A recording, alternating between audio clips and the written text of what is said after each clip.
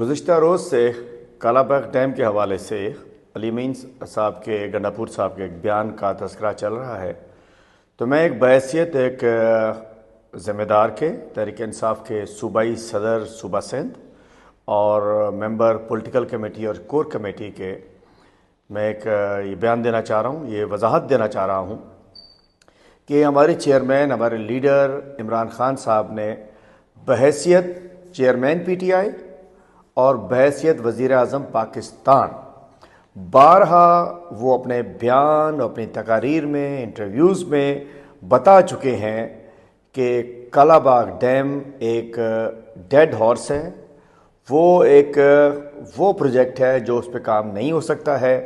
اور دوسری بات یہ ٹیکنیکلٹیز کو چھوڑ دیا جائے، ان کا کہنا ہے کہ سب سے اہم ان کے نزدیک ہمارے نزدیک ملی یکجہتی ہے۔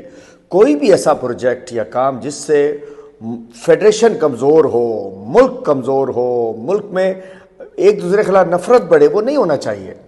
تو میں بتانا چاہتا ہوں کہ کے پی کے ہمارے دیگر لیڈرز نے بھی اس میں کلیئرٹی دے دی ہے، میری اپنی پارٹی کی لیڈرشپ سے بات ہوئی ہے۔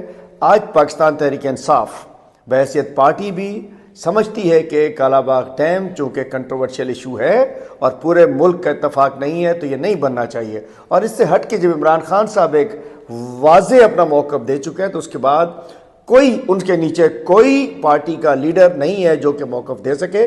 علی امین صاحب کی رائے ان کی ذاتی ہے، ان کی ذات تک محدود ہے، ان کی صوبے تک محدود ہے۔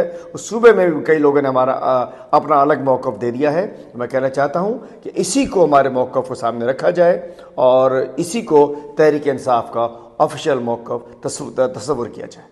ہم ڈیمز کے مخالف نہیں ہیں، یہ بھی واضح کر دوں کہ ہم ڈیمز کے مخالف نہیں ہیں۔ بڑے ڈیمز بننے چاہیے، چھوٹے ڈیمز بننے چاہیے، ہر صوبے کو اس پہ کام کرنا چاہیے، بڑی تعداد میں کام کرنا چاہیے، لیکن متنازع معاملات کو ٹچ نہیں کرنا چاہیے۔ یہ ملک اس کا متحمل نہیں ہو سکتا۔